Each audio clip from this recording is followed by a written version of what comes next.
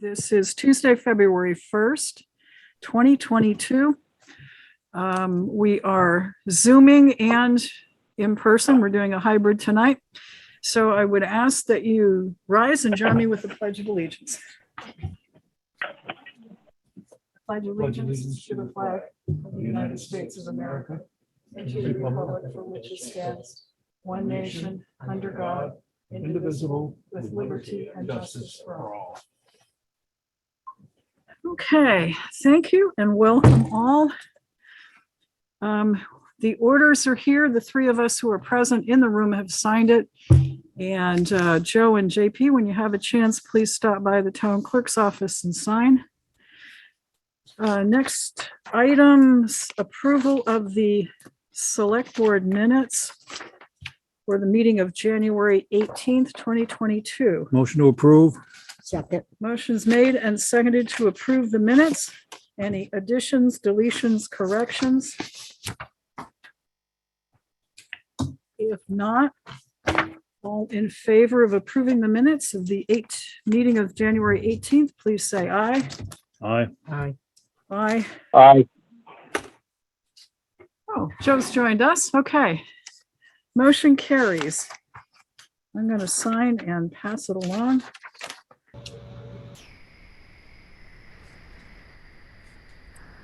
Okay, sure. Do we have with us this evening any member of the public who is not included on the agenda who would like to be heard? Hi, Mary. Hey, Byron. Hi. Just wanted to let the board know that I did receive my last check.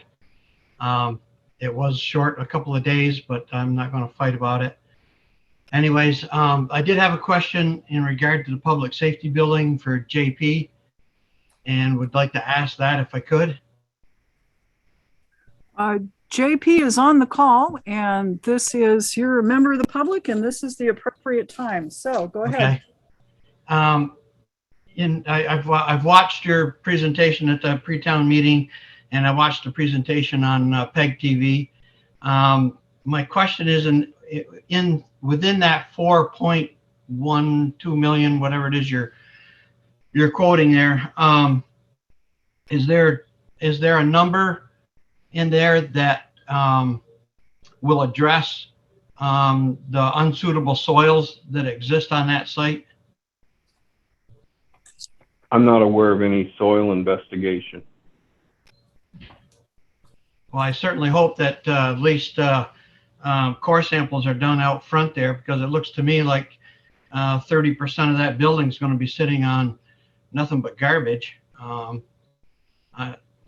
hope that the architect has been made aware of that, and I hope soils work is done before you come to us in March for a number, because once you get into the digging up stumps and rocks and whatever else there out on that front there, you're not going to set a building on that stuff without doing some type of remediation there. And I just wanted to know if it's anticipated that there'll be extensive excavation. The site work is pretty high, is a pretty big part of that number. Okay. I know Joe Donato knows what I'm talking about there, because of that south side parking lot was nothing but fill material that was brought in years ago. And it consisted of anything and everything. Probably there might even be a kitchen sink in there. So I just wanted that's actually good news, because we have to excavate quite a bit for the tank to supply the sprinkler system. Okay. And we have to do it. We have to do that excavation on the south side. So that might actually turn out to be a benefit for us. Well, I just hope you don't end up with, severe cost overruns if those soil conditions aren't made clear, when you put it out to bid. Okay. That's all I had, Mary. Thank you. Appreciate your comments, Byron. Good to see you. Any other member of the public who wishes to be heard on an item that is not on the agenda?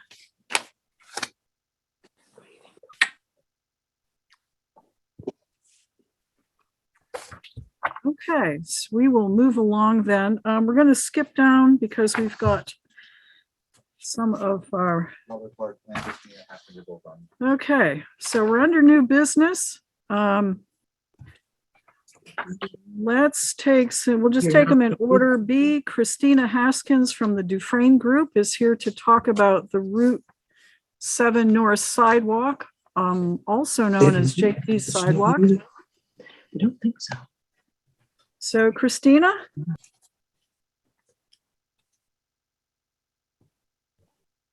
Yes? Hi, there Hi. we go. Just Good, getting my- welcome. There. Okay. Let me just get my, is it okay if I share a presentation? Yes, please. I think that we have a couple of maps with colored lines on them in our packet. And we've got a Yeah, couple of so I have a- select board members who are calling in, so they're not going to be able to see the visualization, so. Okay. Oops, let me just do this. All right. Let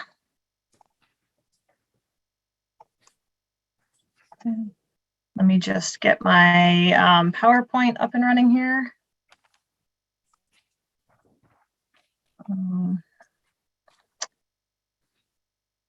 Let's see. Just trying to get my screens organized so I can actually see what I'm doing. Share screen.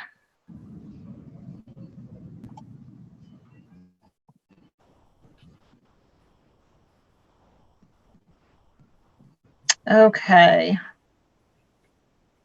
So you should be able to see my screen now. Yes. Okay. And for folks who are sitting, if you want to switch around so you can see the screen, that would be fine.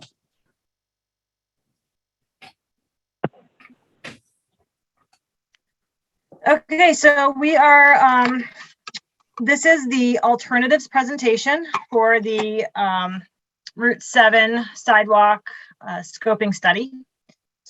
So we came to you last in the fall, and that was our local concerns meeting. And since then, we have developed some alternatives. We have looked at various impacts, and are coming back today with the alternatives to get some input from everyone on those. So just as a reminder, the study area extends along Route 7 from the city boundary. It's actually just a little bit south of there from where the city sidewalk ends in front of the Comcast building, north along 7 to the intersection with Post Road. As part of that local concerns meeting that we had in the fall, we had a survey online to get some feedback from the community. We only had about 19 responses on it, but this is a summary of what those responses were. So the first question we asked was what concerns folks had about bike and pedestrian traffic and use along that section of Route 7. And I don't know if you can read all of those there, but from the top to the bottom, we have listed narrow shoulder and limited space for pedestrians. The next one down is limited space for bicycles, vehicle speed, truck traffic, high volumes of pedestrian traffic, high volumes of bicycle traffic, and none. So as you can see, a vast majority of the respondents did have concern regarding limited space for pedestrians and bicycles. And then vehicle speed was another one that was right up there. And so I want to note at this point that we cannot address vehicle speed as part of this project. It comes up a lot in these projects, and that is addressed through other avenues, certainly with discussions with VTrans.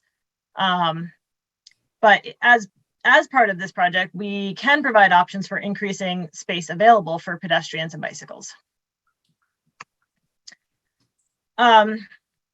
The other two questions we asked were if people felt that pedestrian improvements were needed and if people felt bicycle improvements were needed. And so you can see here that, again, a vast majority of the respondents indicated yes, that these improvements were needed. The project purpose and goals, this is, we presented this at our local concerns meeting, so this is just a reminder. The focus of the project is on pedestrian and bicycle use along Route 7. Based on the presence of a footpath through the study area, there is a higher volume of pedestrian activity. And since there are no pedestrian facilities, pedestrians do have to walk along the road shoulder or in the grass outside of the curb line. And north of McKinley Ave, the paved shoulder widens a bit, but it does appear that most people actually walk on the outside of the guardrail. And then also there's no crossing at Post Road. No pedestrian crossing there. For cyclists, most of the project area has limited shoulder space, so cyclists do need to ride within the traveled lane with the vehicles. Normally this is okay. However, in this situation, we have a 4-lane road with heavy traffic, heavy truck traffic, and virtually no shoulder. Once we get closer to McKinley Ave and heading south of there, there's virtually no shoulder. So it is very scary for most cyclists to ride on Route 7, on this segment of Route 7. So the goal of the project is to increase safety for existing pedestrian and bicycle users and improve connectivity.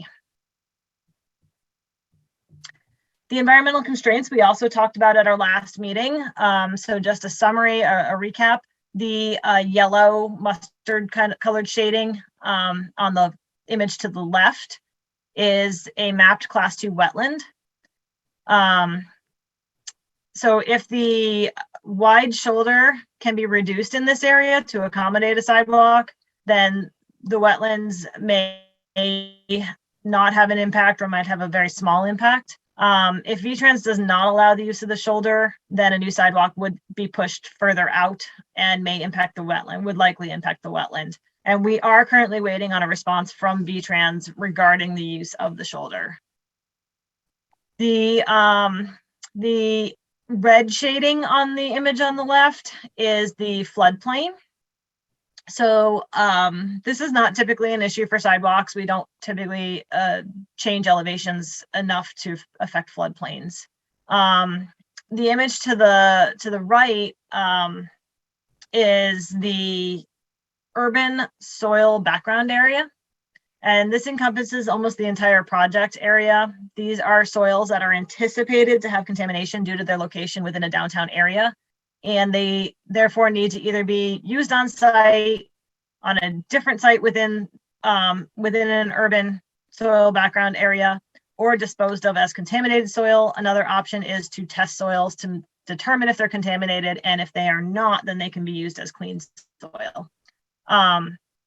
So what we'll do as a part of the study, part of the draft report, will include an estimate of the amount of soil that may need to be removed from the project site.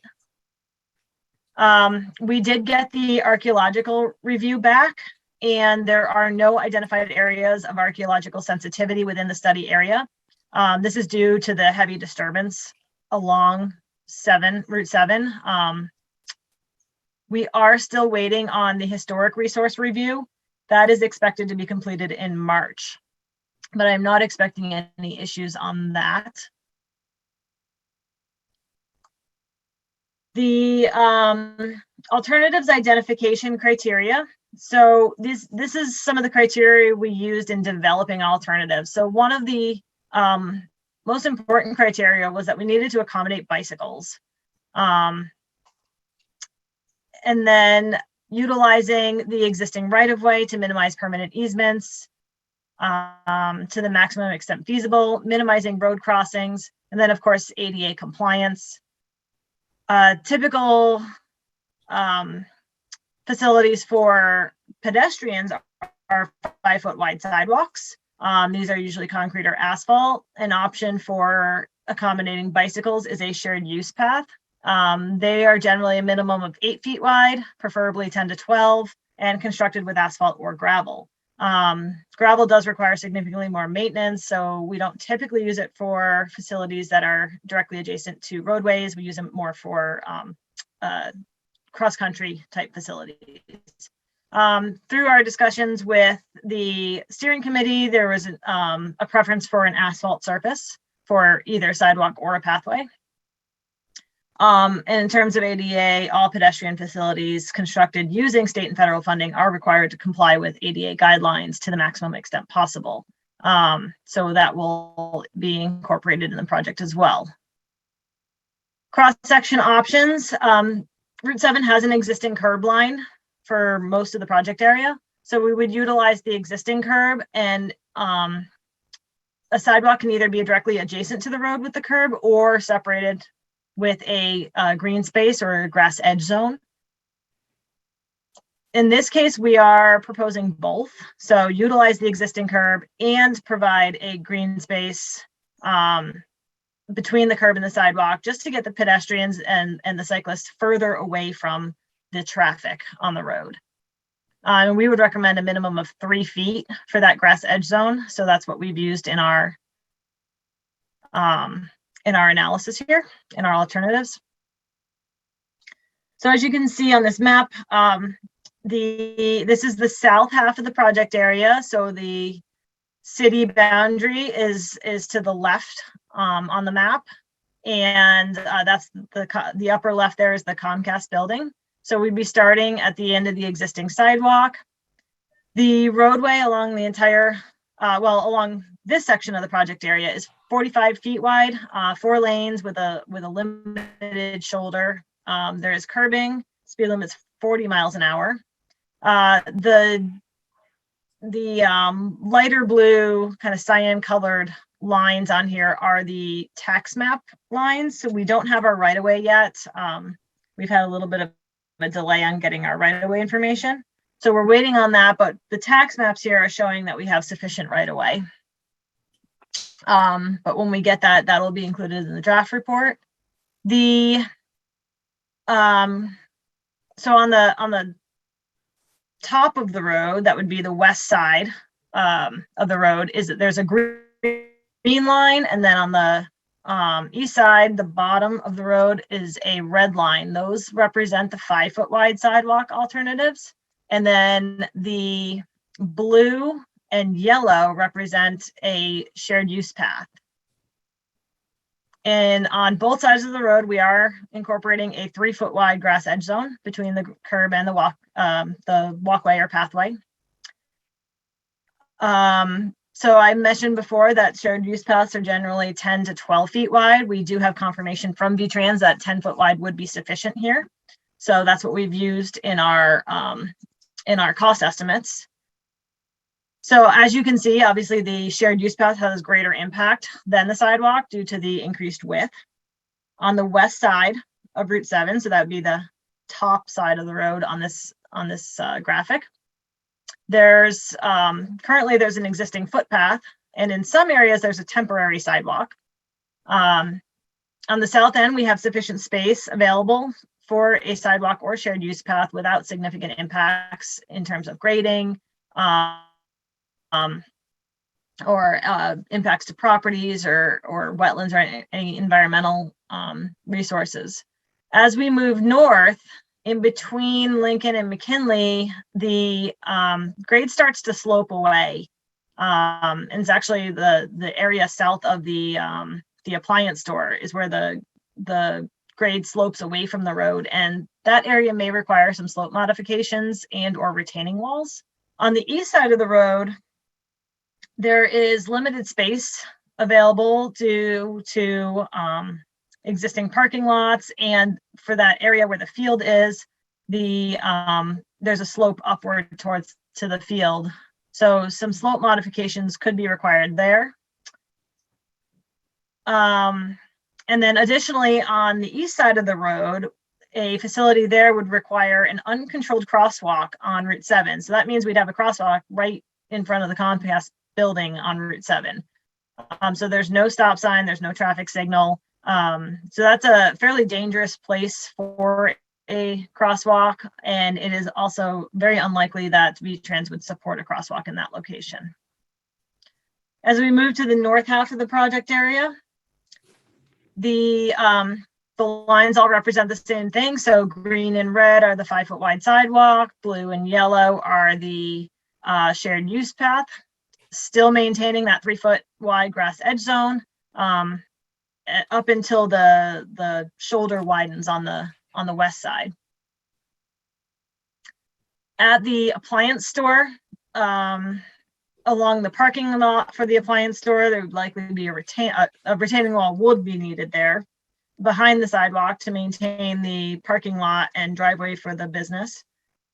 And then continuing north along the west side of the road, the shoulder widens. There is the Class 2 wetland there. It's almost immediately adjacent to the road. So if the sidewalk or pathway could be constructed within that existing paved limits, then there would be no direct wetland impact. However, a permit could be required for working within the buffer. Continuing up on the west side, we would have a crossing at the traffic signal over to Post Road, and then a short extension to connect to the Post Road sidewalk. We did discuss the traffic signal with V-Trans, and it's confirmed that the signal was upgraded not too long ago and can easily be modified to include a pedestrian signal button. It would actually just require running one new wire across the overhead light cord. There are also, for that western alternative, there's also crossings required at Lincoln and McKinley, but these would be controlled at controlled intersections with the stop sign. On the east side, a crossing at Post Road would be required, which could be also added to the traffic signal. So either one of those can easily be added to the traffic signal. For our evaluation, these are some of the criteria that we look at. Right-of-way acquisition, road crossings, property accessibility, that is how many properties are going to be adjacent to the sidewalk facility. So in this case, the west side of the road has a lot more properties, has a lot more businesses and buildings to access than the east side of the road does. Environmental impacts and permitting, maintenance requirements and cost. We consider these for each alternative as well as a no-build alternative. So here is our evaluation matrix. This will be included in the report. To go through various impacts and local and regional issues, such as maintenance and character, conformance to the town and regional plan, various permits that might be required. And then at the bottom there is a very rough preliminary construction cost. So this doesn't include design or construction phase engineering. It doesn't include easements, administrative costs, such as local project management. So these are just for comparison purposes, just to compare the alternatives. And then as we move forward into the preferred alternative, we will further refine the cost estimate and provide a detailed cost estimate. So in these alternatives, you'll see that we have them 1A and 1B. So that would be the west side of the road. 1A is a 5-foot wide sidewalk. 1B is a 10-foot wide shared use path. And then 2A and 2B, the 5-foot wide sidewalk and the 10-foot wide shared use path on the east side of the road. Nothing has significant impacts really. And they don't vary too much in terms of their impacts across the different alternatives.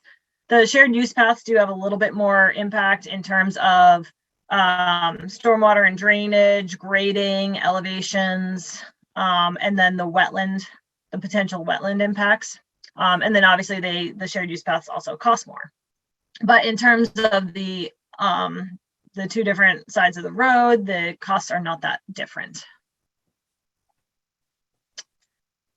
So the next steps here would be to select a preferred alternative. Preferably that will happen today. The select board would endorse a preferred alternative today, and then we would further refine that preferred alternative, including more detailed cost estimates and compiling all of our existing data, evaluations, public input into a draft report. We expect that the draft report would be submitted to the town and VTrans no later than March 15th. VTrans takes typically 4 weeks to review, and so we would have comments back from them in mid-April. We would be ready for a final presentation to the board in late April, and then we would submit the final report in early May. So to summarize the alternatives for you, we're looking at the east side versus the west side, and we're looking at shared use path versus sidewalks. So sidewalks do not accommodate bikes. Shared use paths do accommodate the bikes. We do have input from VTrans already. We've talked to several people in VTrans, and they have all endorsed the option of the west side of the road. Everybody's at VTrans is in agreement that the west side of the road would be preferable because we don't have an uncontrolled crossing and it accesses more properties on that side, as well as McKinley Avenue.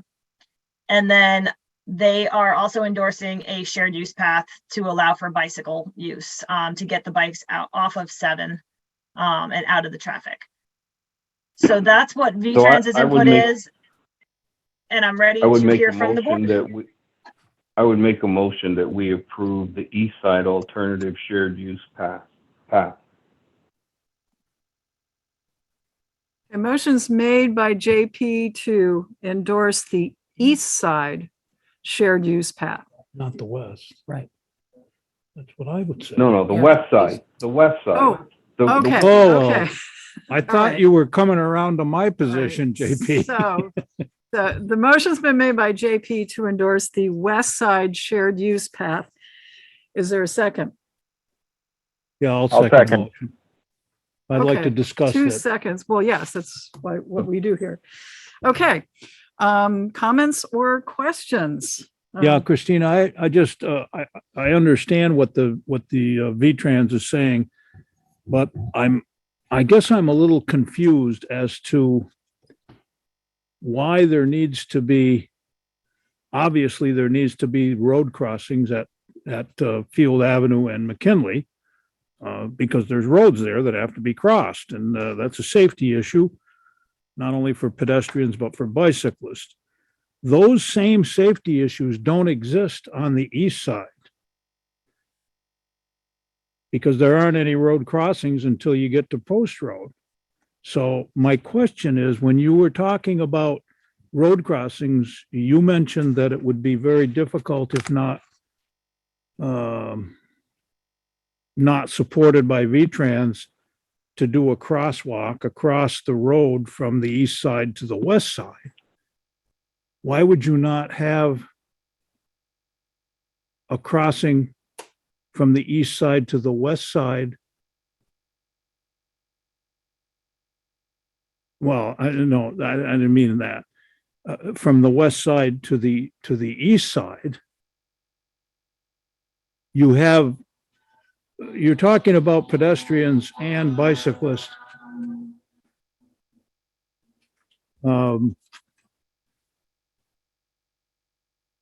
Having access to this facility, but yet on the east side, there's significant amount of pedestrian traffic in the city along the sidewalk, all the way to Seward's and past to the Tennybrook Court area.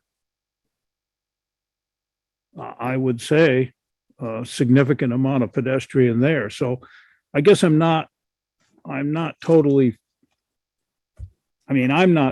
convinced that the west side is best. But I mean, if it's not going to be approved by VTrans, that would, obviously affect the decision. But if you look at the map, it's a pretty clear shot going from south to north without much interference. It seems to be a more straightforward approach. And I can't see where the cost would be any less because you got to do 2 road crossings, crosswalks and so forth. And even though there's a necessity there, there's also a pretty good danger. I mean, that's where the most dangerous spots are for pedestrians and bicyclists is when they cross a main road. And I don't know whether you have a proposal in there for actual traffic lights as opposed to just stop signs, which are already there. I would think that we'd need something more than just the stop signs if we're going to have or anticipate pedestrian and bicycle crossings there. So those are just my comments. Okay, Christina? So on the side streets, we are not proposing traffic signals there. That would just be stop signs. We've done several projects where there's crosswalks at an intersection that's controlled by a stop sign. So those ones are the kind of the easy crossings. The one that VTrans is really hesitant to consider is crossing Route 7 at the south end of the project area. There's no signal, there's no control of traffic on Route 7 in that location. And so that's the one that they have a major concern about and would likely not approve. So that makes it really hard for us to get over to the east side of the road because we can't have an uncontrolled crossing there. Okay, I understand that. I want to just ask one follow-up question or make a comment for your consideration.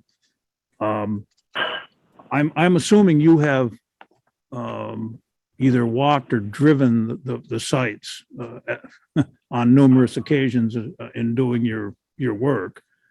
Yes, both. I've walked and driven. At Field Avenue, at the Comcast site or the Xfinity site, you're coming up a hill and you're trying to enter a major traffic corridor called Route 7. The traffic along that corridor is proceeding at quite a speed. As a matter of fact, in most cases, a higher speed than what is allowed. And that's always been a problem. But my point being that when you approach from the west side, coming up to that intersection of Field Avenue and 7, you need to get you're coming up a slight grade, and you need to get the front of your vehicle out far enough so that you can see the traffic in both directions, depending on which way you're going to turn. And it's going to be a very difficult crossing right there without some kind of a signal light. Because in order for a pedestrian crossing to be installed there,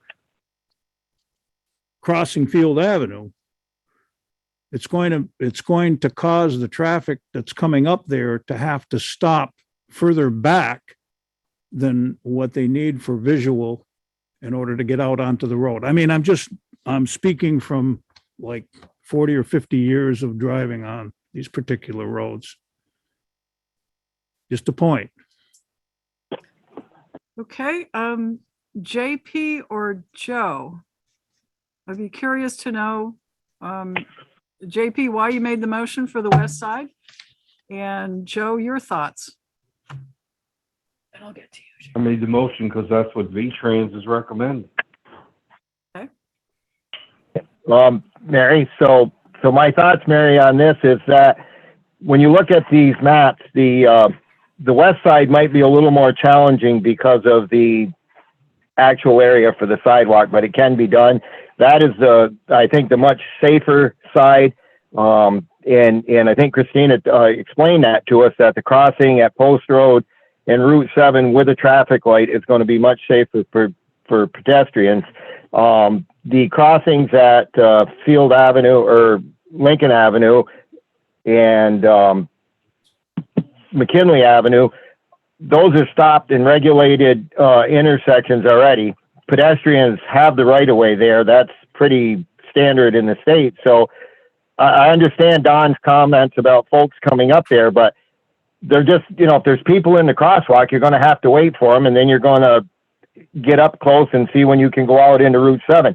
I do believe that the way the rules read, when you come to a stop sign, you're supposed to stop at the stop sign. And the problem with that is the stop signs are so darn far back, you can never see the traffic anyway. And that is ramped up there pretty good on where Lincoln comes out onto Route 7. So there's a pretty flat area there. So I don't see any problem that way. And all in all, I think that's the safer. And this is what the whole idea of a sidewalk is, for bicyclists and pedestrians to be as safe as possible. There's less problems on the east side, except for that really dangerous crossing at by the Comcast building, and it's basically an unregulated, 4 lanes of traffic that people are going to try to get run over it.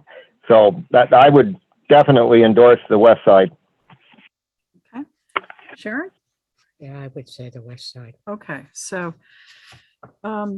question, Christina, as to how far the city sidewalks extend on both sides? Because we're trying to combine with them. Sure. The city sidewalk on the west side comes right up to the driveway to the Comcast Xfinity building. Okay. So we would just basically take off from the driveway there. So it's a little bit into the city, but not too far. On the east side of the road, there's actually not there's not a sidewalk for quite a while. Christina, it ends at the dollar store, Okay. Yeah. which is opposite of Field Avenue there, right by the furniture store. I believe the sidewalk ends right there. Okay. All right. Yep, you're right. I see it. Motion is to approve the west side shared use path as the preferred alternative. Any further discussion?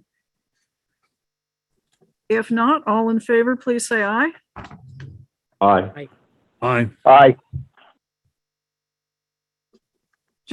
I'll vote aye. JP? I already voted aye. Thank you. Okay, motion carries. So thank you, Christina. And next step, I think we hear from the historic review people in March, and we'll have a final report from you in early May. Does that sound right?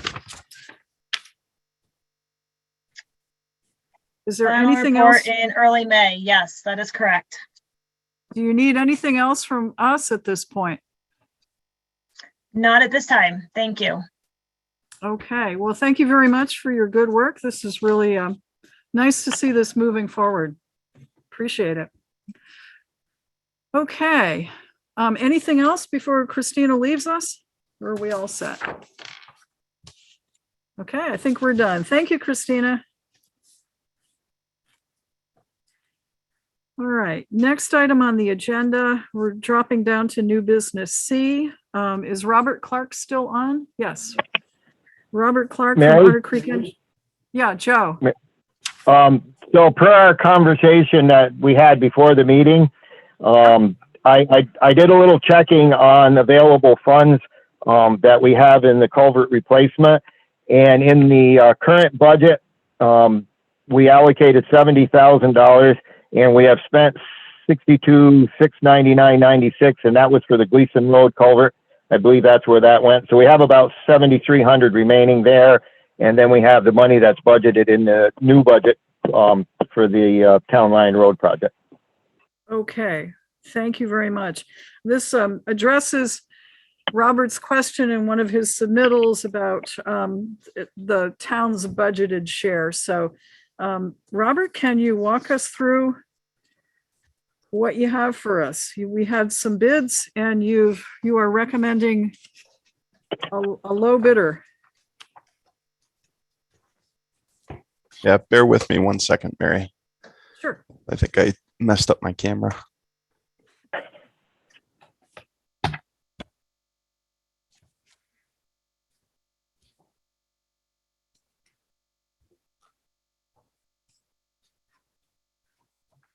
For select board, this is C in your packet.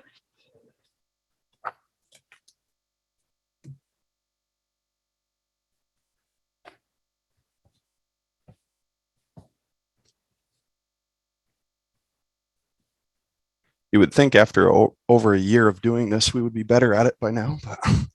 But thank you all for having me. I'll go ahead and hop right in. So basically, the award concurrence package I sent you is a pretty standard form and process that we put together for these types of projects. Essentially, we review the bids from every contractor that submitted one, the information that's required to be submitted with the bid, including, any necessary bid security or bid bond. And then we just check the itemized bid schedule. In this case, it was a relatively small and straightforward bid schedule, so it made it fairly easy to check and work through.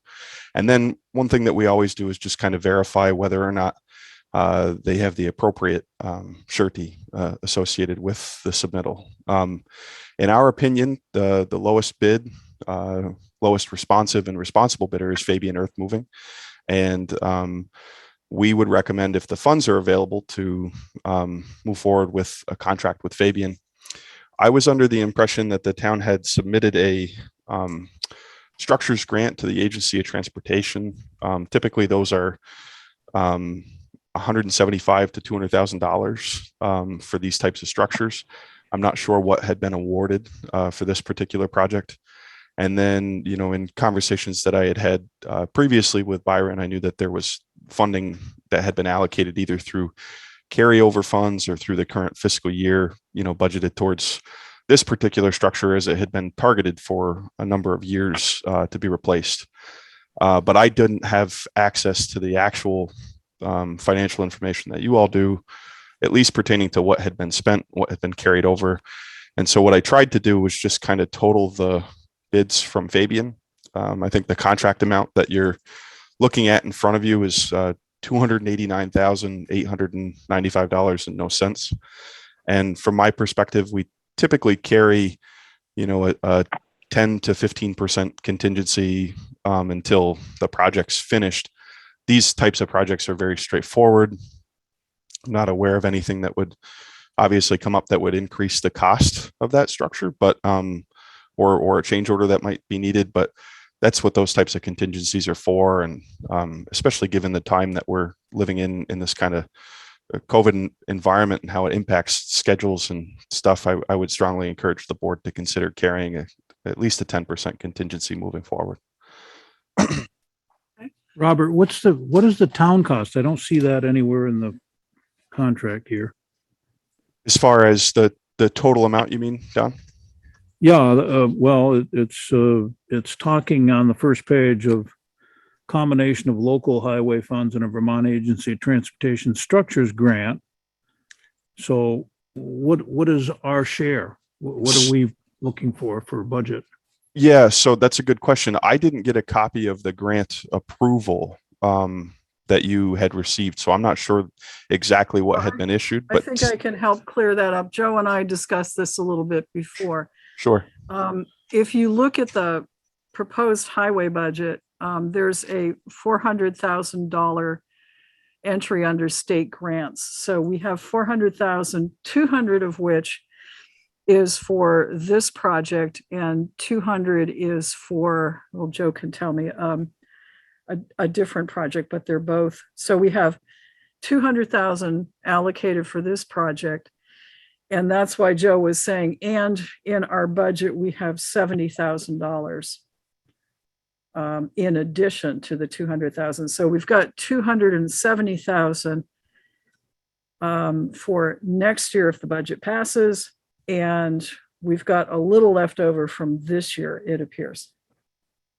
It's close. Yeah, Mary, the other grant, I do believe, is a paving grant for Town Line Road. Okay, the other 200,000? Yes, yeah. Okay. And I have a quick question for Robert. with this culvert replacement, is there a time frame that the town is allowed to do this? It seems as though there was some question that we have to do this at a specific time of year. There is. So you're limited between essentially the months of June through October, related to working in the river or the stream or the water body without special permission from the Agency of Natural Resources. And in this particular case, the other thing that was somewhat limiting was the anticipated, reclaim and repaving of Town Line Road. And so the way that the contracts were set up is that this contract actually does not put finished paving back on Town Line Road. It leaves a gravel surface. And the intent is that all work would kind of be done about a month ahead of when paving could occur on that road in the fall. And that was originally coordinated with Byron when he was in that position, to kind of just work well for next construction season. Yeah, that's what I kind of thought the schedule was, and I knew that we had some limitations as to when you can play in the water. So I think we can make this all work. Yeah, and the biggest reason why we were out to bid right now is that there's a fairly long lead time related to the precast concrete for the box culvert. So the way these projects typically proceed is that you would, if you wanted to move forward, you would sign a notice of award that would give Fabian the ability to start the process of obtaining, insurance certificates and the required bonds for the project. It's a 100% payment and performance bond. And once that was in hand, they would start moving forward with submittals. And in this case, the most important being the shop drawings for the structure itself. And our understanding is it's roughly 10 to 12 weeks lead time from the precast manufacturers on the production of these components. So just kind of talking out loud and working forward, if you imagine signing a contract sometime in the next 4 weeks and then taking another 12 weeks, you're essentially, 16 weeks out before pieces can be delivered to the site. So although it seems like a long way away to be talking about working in July or August, it's right here. So is there any motion at this point? Mary, And I should don't, you- and I don't think I answered Don's question. So Oh, Don, okay. that 200,000 grant was the one that was dedicated, and it would essentially come off of that total $289,000 price. And then the one that Joe mentioned, the paving, was for the whole road, and it would encompass this project area.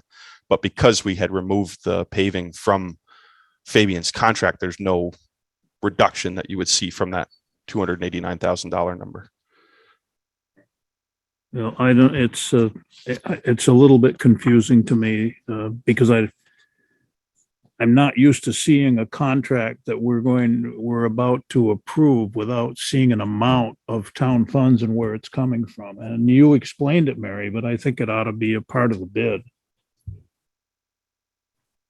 Or They it ought to wouldn't- be a part of the bid approval.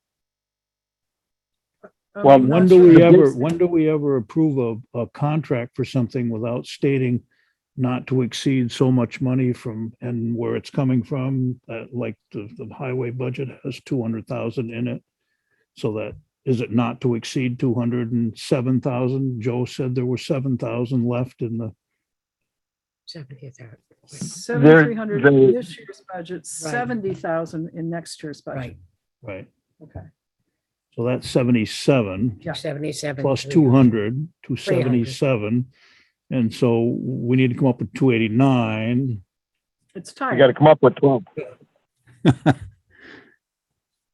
So whatever. And it's hard to budget money for a project like this because we're budgeting it almost a year ahead of it. You don't know what the bid was going to be.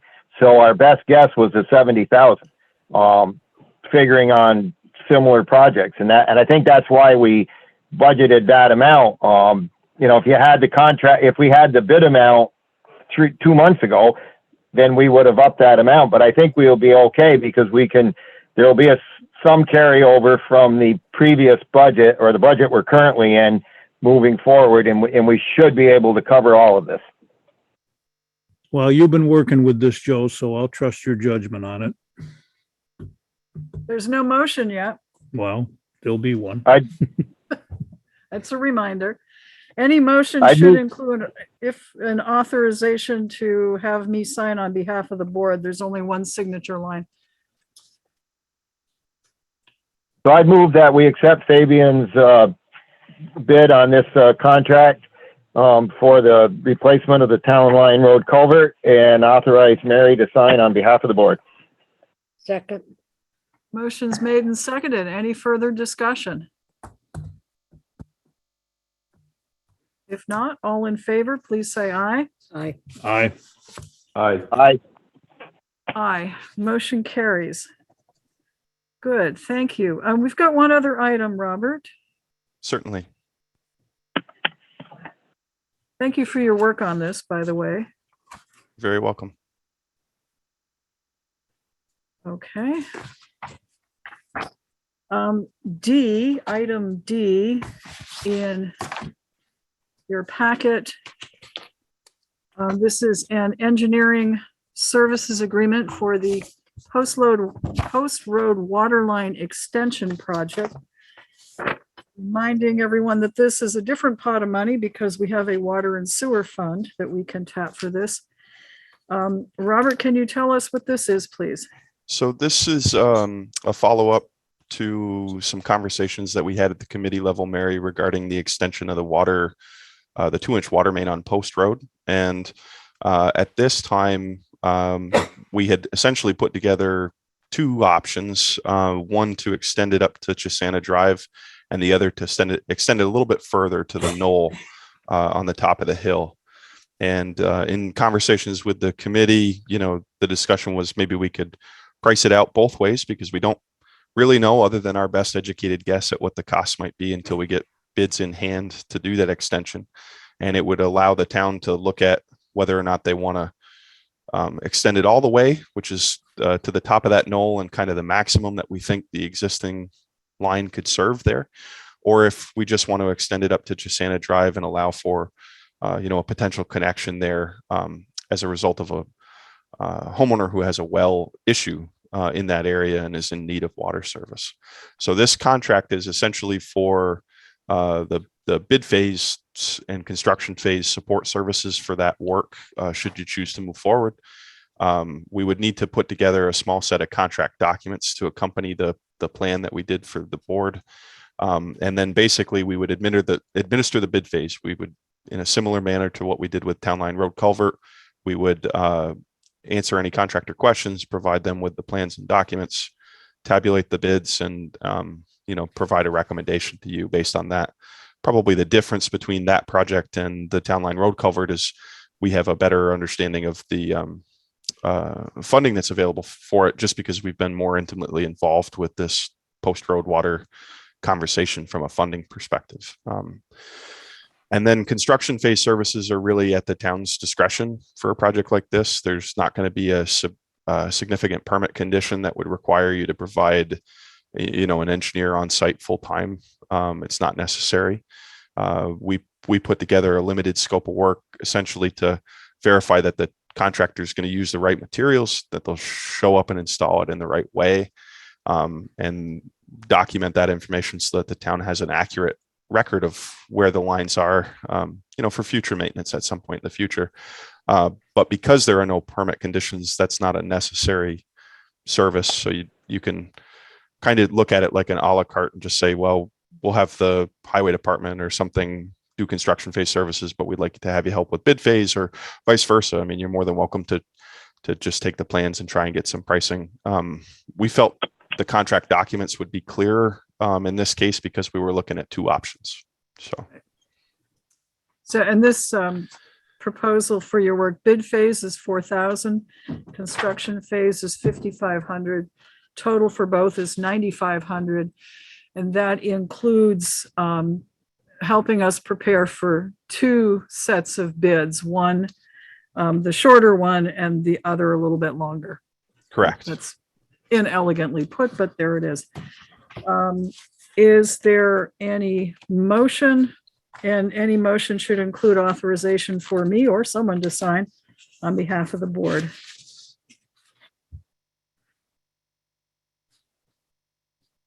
Wait for a highway committee to. Is there any motion to approve? Joe? I'd move to accept Robert's proposal here. And I think we should look at both portions, the bid phase and the construction phase, and also to authorize you to sign on behalf of us. When we get into the discussion, I have a question for Robert, if we Okay. get that far. All right, motion's made. Is there a second? I'll second the motion. Motion's made and seconded. Discussion. Joe, do you want to go with your question? Yeah, so Robert, the figures you gave us, is this like an actual amount or a not to exceed amount? I would see that this is a not to exceed amount, Joe. Okay, so it theoretically might be a little less if there was less involved work technically, right? Certainly. And if you decide at I'll give you an example. Let's say you get a contractor, because it's going to be a public process, but you get a contractor that the town has done a number of projects with. You have a certain comfort level that the quality of work is there. Maybe it's one visit instead of 3 or 4 from an engineering perspective to verify that they have the right stuff and that the town's getting what they paid for. This was more just, based on the size and scope of the project, what we thought was appropriate for the town. Okay, thank you. You're welcome.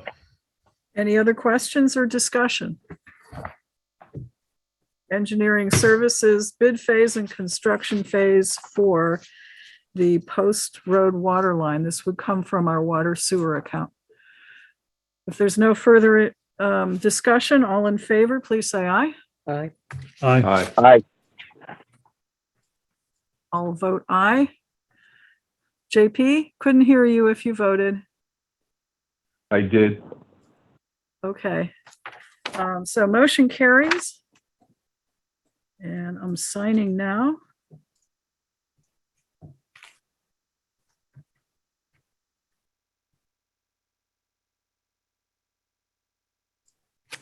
Okay. So we're all set with that. Robert, anything else for us? I think that's it. Thank you. Okay. Thank you very much. Appreciate it. Yeah. Have a good night. You too. Thank you. Okay. Back to our agenda, assuming I can find it. I think we don't have anyone else on the. Okay, so I think we're ready to go with. So we've done under new business, B, C, and D. Howard is on for, I'm assuming for. Okay, tax maps, town tax map maintenance agreement. Howard Burgess?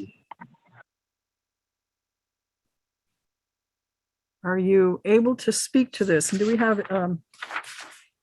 something in our packet? Okay. Number.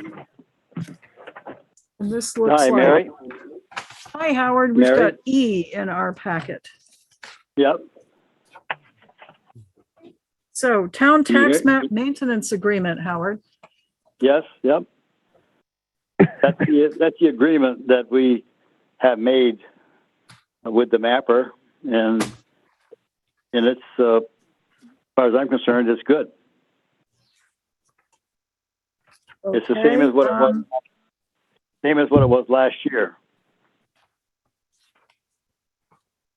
This appears to be a cost of $2,600 for the map GIS maintenance services. That's correct. They And- provide a set of maps for the clerk's office, a set of maps for the lister's office, and the digital files that Bill puts on the computer for the GIS system, and also some index books that index all the parcels in the town. Move to accept the tax map maintenance proposal. Sharon's moved to accept the proposal. Second. Is there a second? Second. Motion's been seconded, and it looks like there's room for all of us to sign, so. Any further discussion? Sounds like just in addition to the $2,600, there are, if building sketches are provided, that's $15 per building.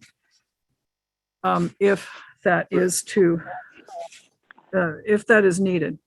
Okay, We're not doing those. They're not sketching the buildings. That's not Okay. necessary. So it's just the 2,600. That's correct. Right, if there's no further discussion, all in favor, please say aye. Aye. Bye.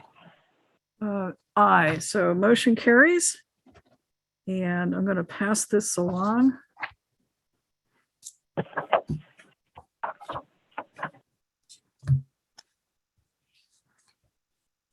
Okay, thank you, Howard. You're welcome. That takes care of E.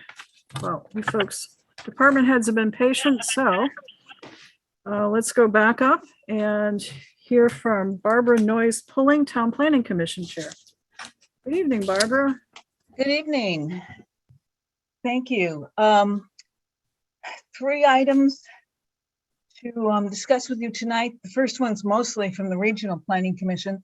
And it is in regards to the Pocket Park. We've set up a public meeting for that to get more ideas for the park. And so that's scheduled for March 3rd at 6 p.m. And hopefully there's not, the select board doesn't have any issues with having a public meeting in the town office there in person. We do. Well, that's a month away. So I guess I defer to JP. What's our best wisdom at this time? Best wisdom is we're going to be renewing our mask ordinance, and it's too early to tell whether you can have an in-person meeting. Okay. Thank you. So yeah, I'm doing some publicity on this now. I guess The safer route would be, the safer route, Barbara, is to make it a Zoom meeting only, because you don't know where we're going to be in 30 days. And then if in 30 days you're able to open it up to the public, at least you've got your Zoom back up, and those that want to come or can, come on short notice will be able to do so. Okay. And maybe we can, maybe I can play with some other options as well. I could talk to Bill about maybe if there is an email account available, maybe having people be able to submit comments by email, those who are uncomfortable with Zoom, just in case we're not able to do in person. So I can talk to Bill about that, if that's okay. Okay. All right. So yeah, I'll be getting publicity out on that shortly, and we'll try to get that as publicized as possible. The second item I have is a follow-up to a discussion we had a couple meetings ago about the action items in the energy plan. So the Town Planning Commission put together a subcommittee. We've had a couple of meetings, and we've come up with a draft survey.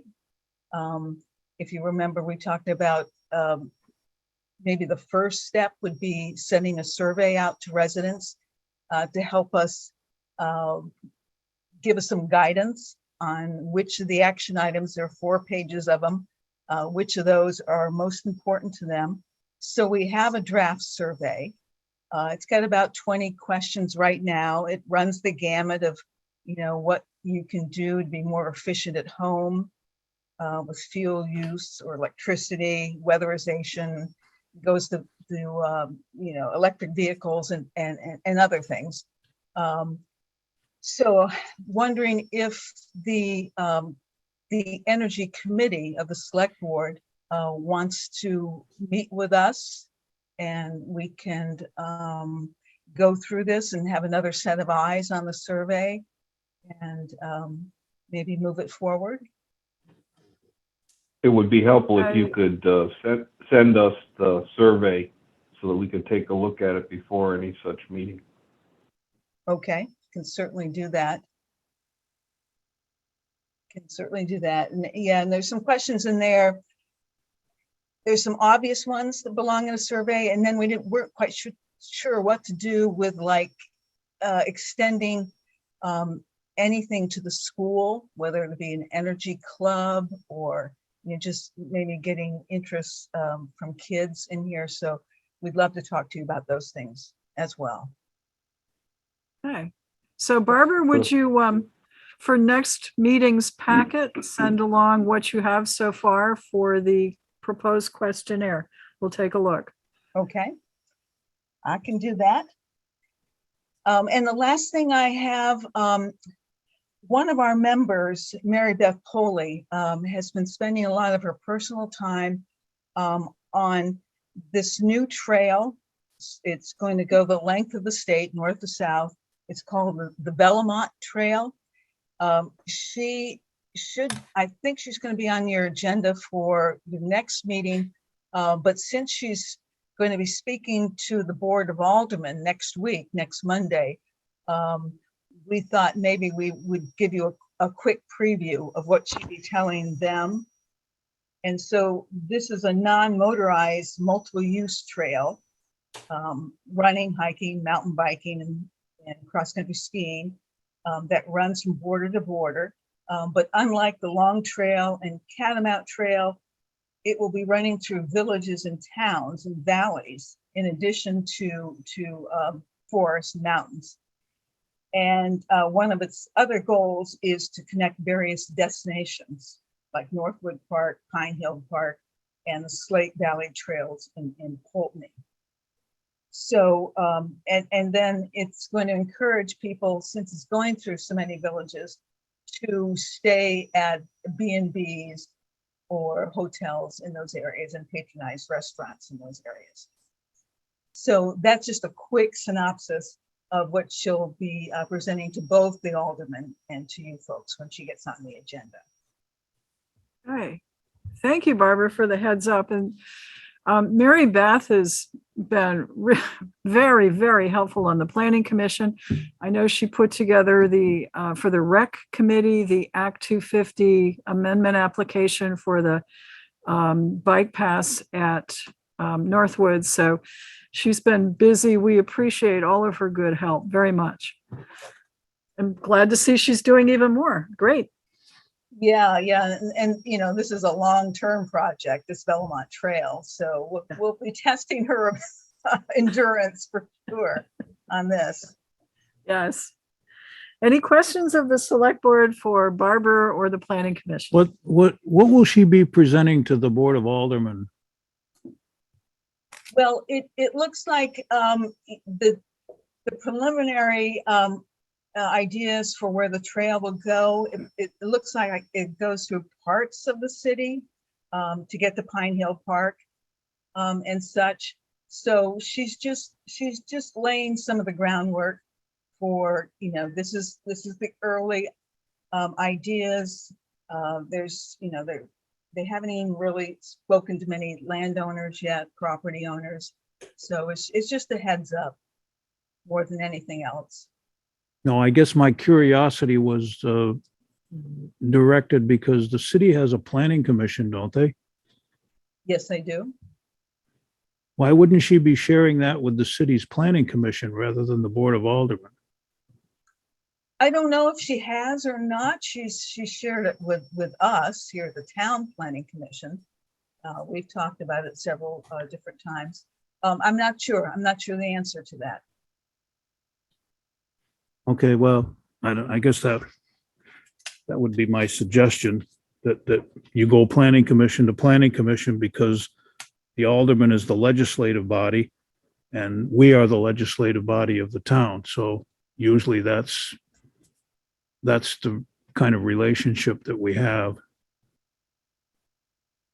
Just a suggestion, Barbara. Yeah, and does that mean, I mean, she's still welcome to speak to you folks. Absolutely. Pardon me, I didn't hear that. She's welcome to speak to us, right? Mary Beth Poley is welcome to speak to us. Absolutely. Okay, yes. Okay. Okay, anything further for Barbara Noyes Pulling or our Planning Commission? If not, thank you, and thank Planning Commission members very much, and have a good rest of the evening, Barbara. Okay, thank you. Okay, Walter Tripp and Jason Bathalon, Town Highway and Water Sewer. Folks, have a seat. Thank you. Think. Good evening. Evening. Hey, guys. All right, making sure we've got. So what do you have for us this evening? We had the radios installed a week ago Yes. today. They're in the trucks and we got our portable and everything. We've been doing some maintenance on some of our small equipment, getting ready for spring. And You're an optimist. we're back to weather permitting, cutting brush, cleaning up down trees. And other than that, it's winter. It We're in is. good shape on salt. Good. Okay. We're getting everything we need. We just signed a couple of bills paying Cargill, so I'm sure there'll be more coming. Could be. But other than that, All right, I'm checking to see if, okay, we do have a certificate of highway mileage for the year ending February 10th, 2022. Kari Clark has already signed on behalf of, well, the town clerk's office and the records that you maintain. And we need to approve it, or it looks like if we can all squeeze it in, we can all sign. It does say that. So is there any motion to accept the, I'll ask if you folks, if you've seen it and had a chance to go over it, certificate of highway mileage. yeah, everything's the same as far as I know. Okay, Move to accept it. motion's made to approve. Is there a second? Second. Second by Don. Any discussion or questions? If not, all in favor of approving the certificate of highway mileage, please say aye. Aye. Aye. Aye. Aye. Aye. Anyone? Aye. Anyone opposed? Okay, you've approved the certificate, and there is room if we all scrunch our signatures in right there.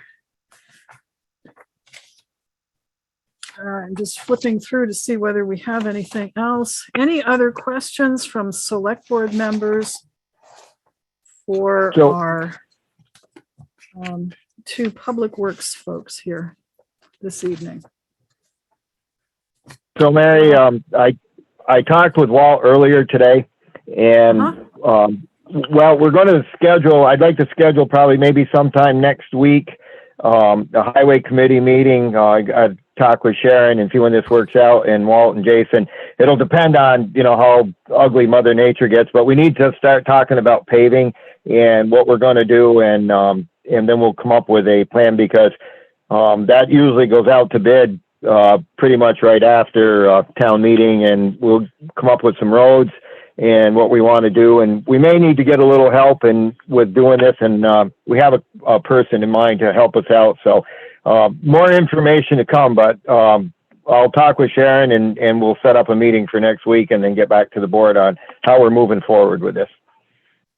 Okay, very good. Any other questions or comments for our road and public works crew? If not, thank you very much for coming in. Yes. I've got one thing, Mary. Sure, sorry. West Park, that's all right. West Park Road and Route 4, there was a, we thought there was a potential leak at that area. Come to find out, when I was talking with Seth Patrica out of West Rutland Water and Sewer, there was a break at Jen's Motel. Ah, And what happened was the water had followed the water line from there all the way down to West Proctor Road. And that's where the water was coming out from. It leaked all the way down that way. So there's no, as of right now, according to what they were telling us, there's no break down there at West Proctor Road and Route 4. It's only up at Jen's Motel. okay, and it's Jen's responsibility? Yes, Okay. that's out of our, Okay, that's a relief. Yes. Thank you. so Yes. they shut the water off and noticed that it pretty much wasn't squishy or wet or anything like that. So, Okay, good. yep.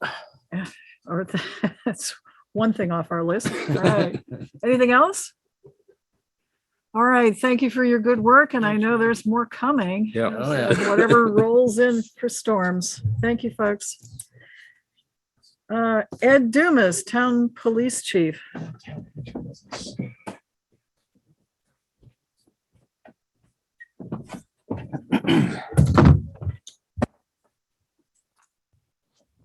And Ted Washburn, Deputy Chief. Yes, Deputy Chief Washburn's here with me. I noticed, yes. Good evening.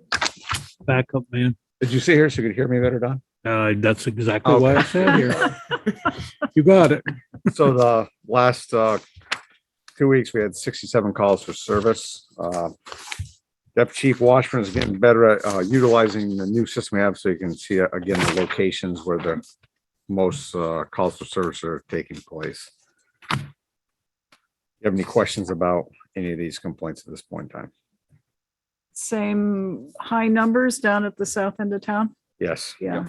How's the mall doing?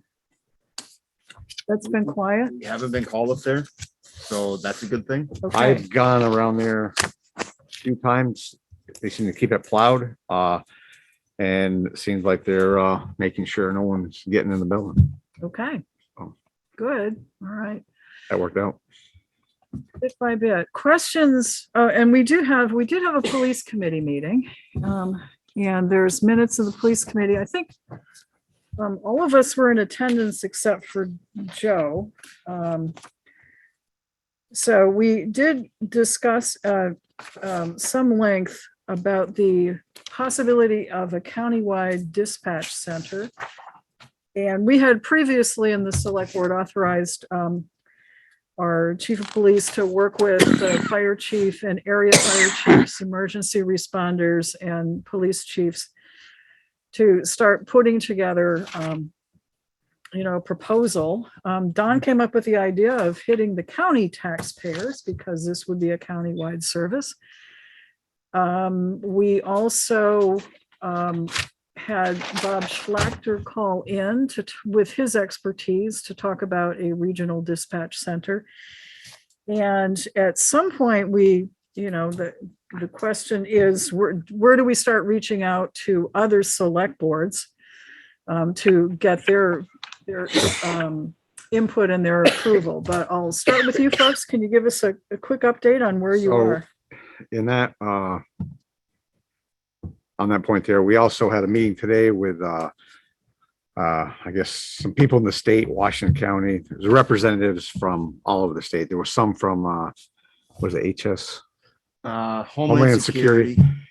And preparing statewide grants. We talked about the $11 million. The same thing where the funds are for, basically, we're trying to figure out what we're going to use those funds for. We're on that committee to try to steer or decide what it is that we can use those funds for. We can't use it to build new buildings. We have to use it for, it looks like it's too early to say exactly. We're in the planning stages, but it looks like it's going to be for radio equipment probably, and maybe moving things around a little bit to set up a dispatch center, if you will.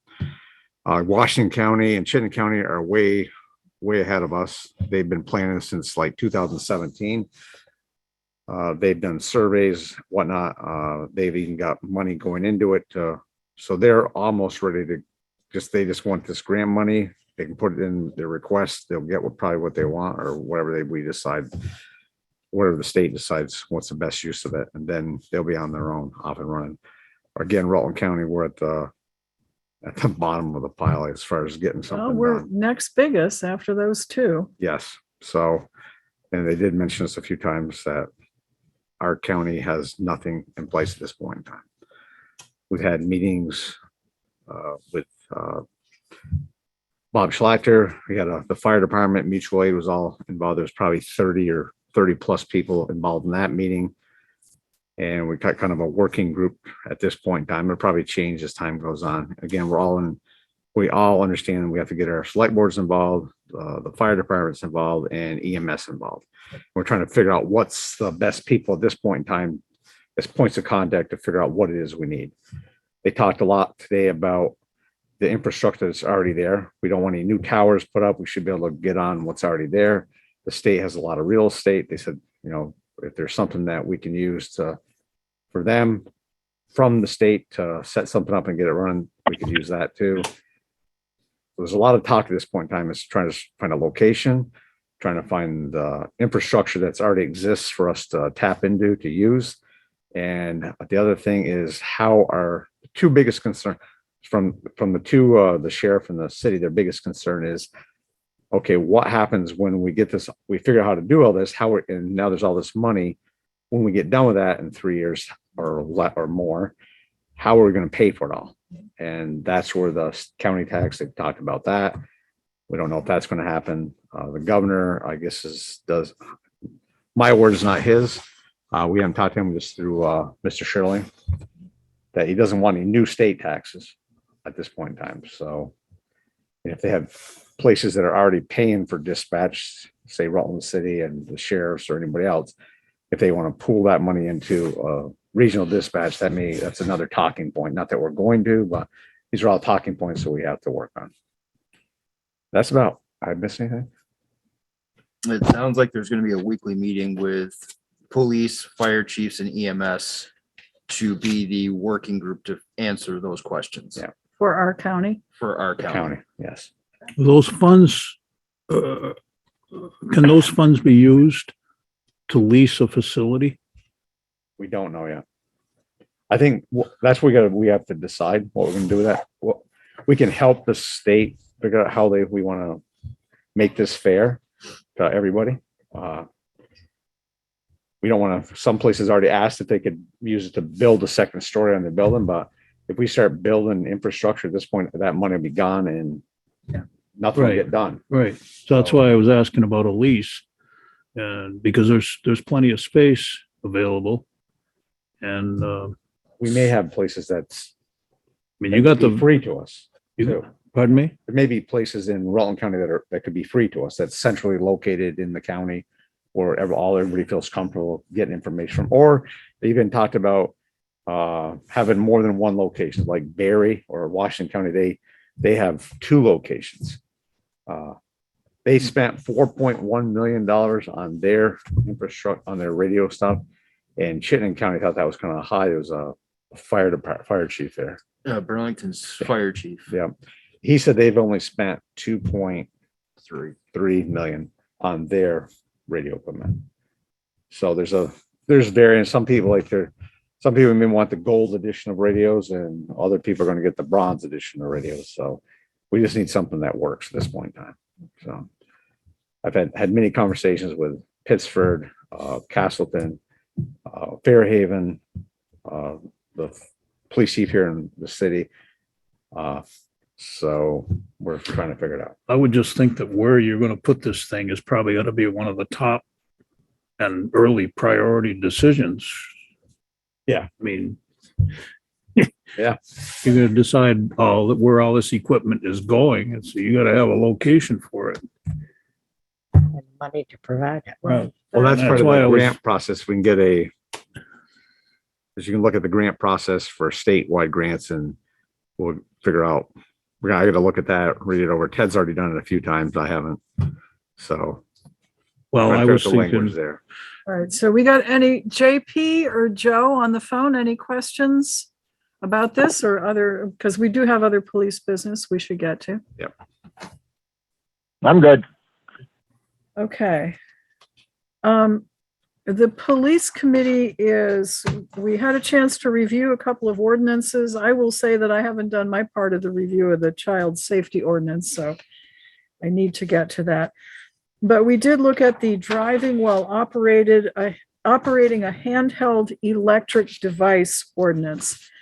And we realized that the state, of course, there is a state law now that prohibits the use of electronic devices while you're driving.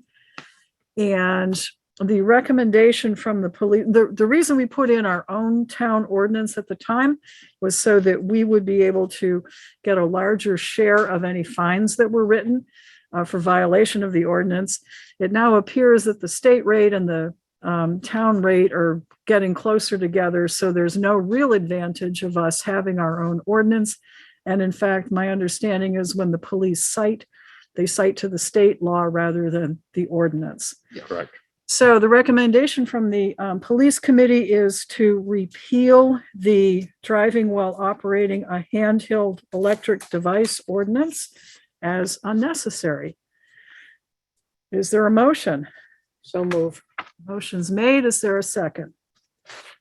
Second. Motion's made and seconded. Any discussion?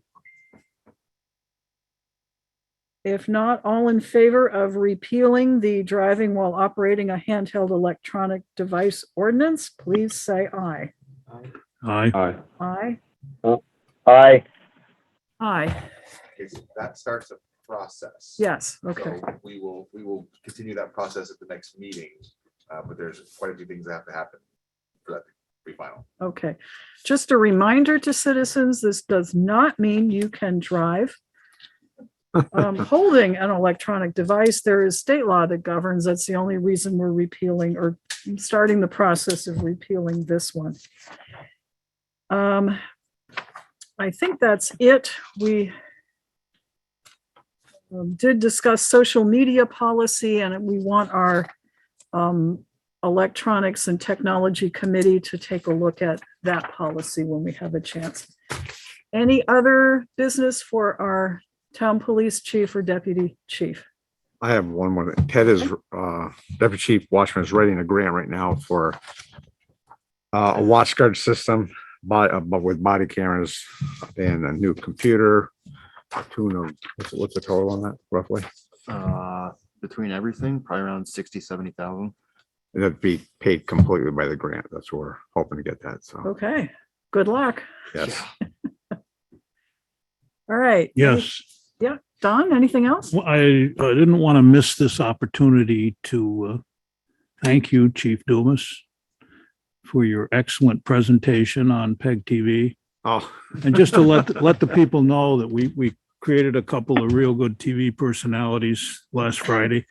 Yeah, that was really, you and did a good job. Remind the And Chris. remind the townspeople that a really good explanation of why we need a public safety building in the town of Rutland is out there on PEG TV. There'll be notices in the circle, and you can access it. You can access it live stream on your computer simply by going to videos and bringing it up. It's easy, pretty easy to find. But I wanted to thank you personally, Ed, for no problem. For your excellent presentation. It was well done. And, it's not easy for people that aren't used to television cameras and lights in a production facility like PEG TV has. And our chiefs, both of them did an excellent job. And thank you very much, Ed. Good. Thank you. If there's nothing further, thank you both. All right, thank you. And we're going to take a 5-minute comfort break, I think they Thank call you. it. Yes, nice. And we'll hear from Mike Rowe, our town recreation director. Oh, we're good. You're on. Good evening, all. How are you? Good, thank you. I don't have a lot. I do basketball. We wrapping up before I think our next meeting. Pretty much. So I thanked everybody in the circle for helping out, making it a very interesting season, but we got a lot in despite all of the COVID and all that. So big shout out to the kids. They got to play and enjoy themselves. We are starting to think spring. We're having a baseball meeting, believe it or not, for our rec departments next week. So we'll start talking about that because it'll be here before you know it. The ice rink is up and good. If people want to use it, you can use it any time. There's a light that shines on it. So if you want to go in the early evening, you're more than welcome to. We'll try to maybe open stuff up over February vacation, but that'll all depend on what happens in the next couple of days. If we get a lot of freezing rain / whatever crap. So we'll just have to see. If we get a lot of rain, that's great because then we have a nice surface. Other than that, I really don't have much. The water bottle lady reached back out to me. I guess it's coming. Bill's going to be here on a Saturday, the 12th, and he's going to pick it up. So that's awesome. Other than that, I don't have much. Okay, questions from members of the select board? Not I. That's a fantastic vest you have. Thank you. on. There are two, like I said, there are only 2 made and the others are on back order 2026. Yes, and I have one too. So a certain member of the select board did receive her own recreation jacket vest, Yeah. which is very It's nifty. those that count. It's those that count. Right, Yes. Michael? Yes, honey, whatever you say. Okay. Oh, yes. No, I think that's all I. Okay, Trying to Joe figure out- or JP, any questions of Mike Rowe? I'm all set, thanks. Okay, Thank you. thank you much, Mike. Kari Clerk, Town Clerk and Treasurer.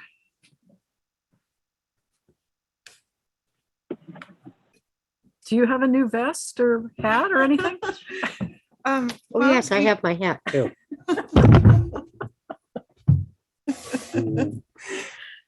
Looks great, Sharon. Thank you, Michael. All right, good evening. Good evening. The only thing I needed to talk about tonight is just a reminder about town meeting on March 1st. I submitted an article for the Circle yesterday. For anyone that doesn't hear this meeting tonight, I kind of outlined some of the things that they might want to know going into election season this year. We have 3 of them, and one of them is coming up in about less than a month. So we are expecting the ballots to be shipped here probably early next week. They're just getting printed, and we're already taking requests for absentee ballots. So if you're listening and would like an absentee ballot, give us a call and we can certainly put you on the list and get those right out to you once we get the ballots in. But the article should outline some major points for going forward right into November. So far, we know that the state will do the mail-in ballots, mail them out to all the registered voters for November. We haven't really heard anything about August, although we don't believe that that's going to happen.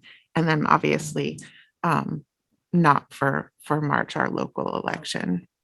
So if people want a ballot, they have to request one through you. If Okay. absolutely, if they want it to be mailed to their address where they're at, but polling places will be open and as regular, and we look forward to seeing you there.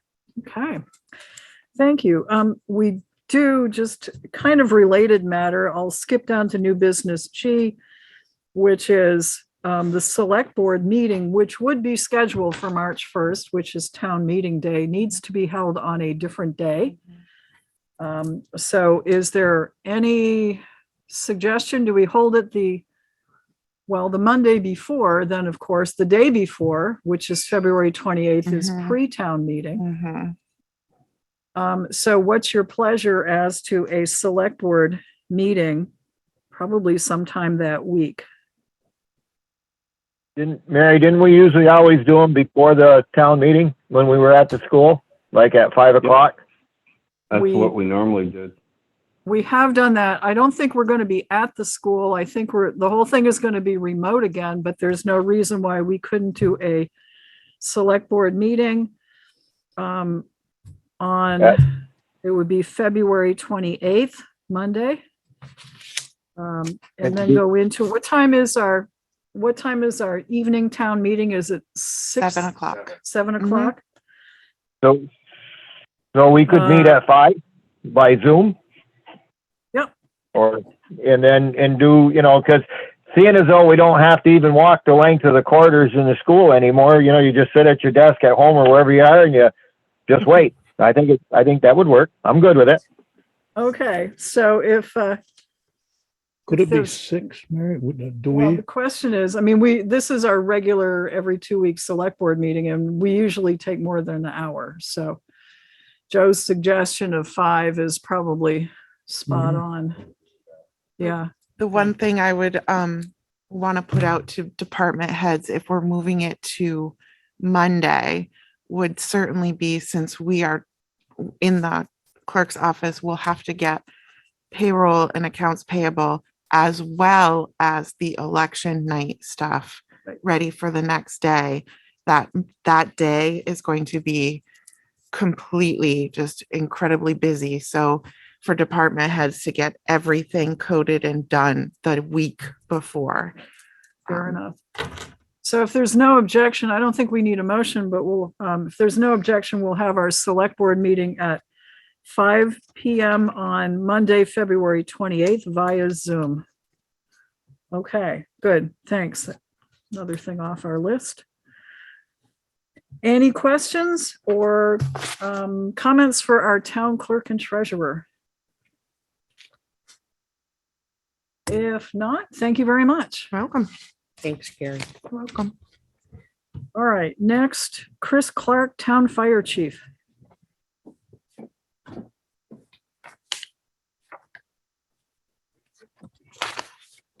Good evening, Chief. Good evening, everyone. I really don't have much to report tonight. Our new truck is being built as we speak. They got the pump almost put in. So we're still looking at late March, hopefully April. Terrific. So getting exciting. Yes, good. Other than that, we had 6 calls in the last 2 weeks. So slow couple weeks. So And that's okay. that's okay. Any questions for our town fire chief? No questions, but I'd like to repeat my congratulations to you too, Chris, on an excellent job presenting the fire department needs in the public safety building. You guys were rock stars. You did a good job. Thank you. And it's pretty straightforward. I mean, I know you didn't have as much to present as Ed did, but then again, he had more petitions in there than a lot more petitions and rooms to talk about. Yep. You had pretty much open space and whatever, but it was a good job and Thank you. very informative. So thank you very much. Yeah. Okay. Joe or JP, anything for the fire chief? Share it. Mary, I Oops, don't go have ahead. anything for the site. I don't have anything for Chris in particular, but I did want to just, regarding the site for the building, for the new station, I appreciate, the concerns Byron had about materials. And I keep looking at the site map I have here, and it's the references to the directions bothered me a little bit. The bank side of McKinley Avenue lot, that side that faces the Levens property, is where most of, I would say, the maybe questionable materials have been placed over the years. We have excavated out there for the sewer line that was put in a number of years ago, and I don't think they, ran into too much stuff there. That site for the addition was put on in around 1980, 79, 80, 81, right along in there. All of the material for that addition came from Northwood. I had a hand in getting it there, and the fire department had a hand in putting it in. So I'm not sure exactly how the new building's going to look on that site, but that's I don't think there's any too much problem. And as I'd refer to the south side of that building, I'm thinking more toward the McKinley Avenue.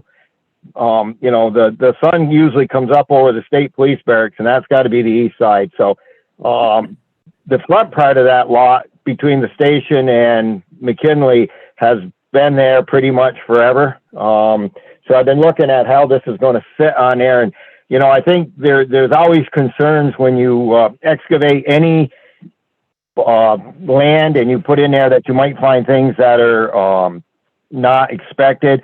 And I would hope that the when the architects were coming up with a rough cost on this and giving us this, that they take into consideration, unforeseen things that you would come up with there. But, I think that we're going to be okay with this.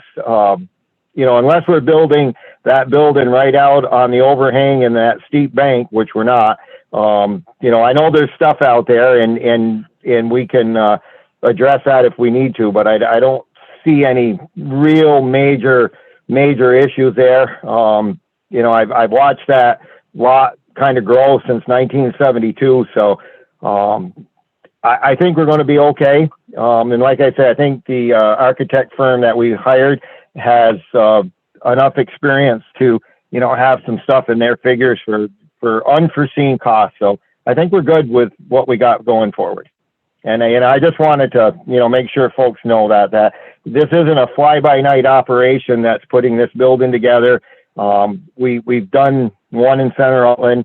We're doing this, and we've got a very reputable architectural firm working with us. So I do believe we should be okay. And like I say, there's always some things that you don't anticipate. But anyway, I needed to get that said. Thank you. Okay, thank you, Joe. Joe, to that point, when I asked him why the estimates for the site work were so high, he said that very point. He also suggested that item is where a lot of money could be saved. So I do think that they're anticipating the unexpected in their budget. Yeah, any good firm, does that, because these people do this stuff for a living. And, we got burnt a little bit with our first go around with an architect firm. And so we've learned some stuff. We know questions to ask. We know things to point out. And I think that, the second time around, it's going to be a little better. We're a little more experienced, and I'm pretty comfortable for the way we're going. Thanks for that, Okay, Joe. thank you both.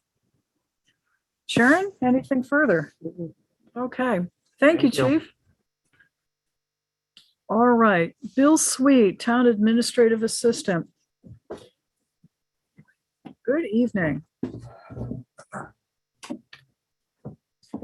Good evening. Gone through quite a bit of the list. So we're doing well. Yeah. All right. So, there was only the thing left from the packet is for new business A, when you're ready for that. Okay. Rain date for fireworks Oh, yeah. was new business F. So that was something that I was asked for from North Star. We have tentatively planned our fireworks for July 3rd, the Sunday. So people can go out at night. And that was Joe's point. And then they have people the day off on Monday. We traditionally pick a rain date. We had talked about, when we talked about the fireworks, we had talked about having July 4th as our rain date, and North Star rejected that. They said, no, we can't have that as a backup, which kind of makes sense. So we need to pick an alternate date if we want an alternate date for fireworks display, so we can get the contract done. So what happens if we don't have a rain date and it rains? We potentially would not have fireworks. Right, but do we forfeit? What does it? That scenario has not come up since I've been working on this, and I think we've always had a rain date, so I don't think it's ever been contemplated, but I could ask, but I don't know. I would assume if we didn't have fireworks, we wouldn't be actually charged for them. So Well, better to find out than. right. I agree. But I wouldn't imagine they'd keep our money if they didn't do the display. Well, is there another something? I mean, we have done a townwide celebration in the past. We don't know if we'll be able to do it this year. There's Battle of Bennington Day in August. Is there any other? And we could do it the following weekend. I have no answers here. What do folks think? Yeah, I think the following weekend might be the answer, Mary. All right. Saturday or Sunday. So that would be Saturday the 9th. Yeah, Saturday. Okay. Saturday the 9th. How's that sound to you? Good to me. Joe, As our JP, Saturday, July 9th. Yeah, that's okay. That's fine. Okay. We have a rain date, Saturday, July 9th. Thank you. We've covered everything else on there. Even since I wrote my notes, this has changed. The town report proof was sent to us. We had one very small change. It was sent back. It was done, and hard copies of the town report were delivered to the office today. So we have them here. Their date for getting them to the post office is by February 10th, but with them being here already, I would assume they're probably going to be there earlier. So everybody should expect to see them start arriving in their mailboxes any day now. But we have extra copies here if somebody would like them. They are all set. Thank you, Bill. Thank you, Kari. Thank you, the school folks who all pitched in to pull all of this together. Scrambled at the end. We'd replace all their documents at the end, but and for people who got their photos taken, even That's though they right. may not have wanted to. Fortunately, Mike Rowe not here to hear that, but that's okay. We need a building committee meeting. We get that goes along with technology for the social media policy, but we need to talk about some other topics that have come up recently. So a couple committee agendas have been growing, so we need to get some scheduled. I know we're kind of in a little bit of weird Yeah, well, area right now, but with elections coming up, but we want to. There are some things that are becoming a little pressing that we need to talk about. So, the 2021 VLCT safety grant check was received, and appropriate departments have been credited their appropriate amounts for their grant awards.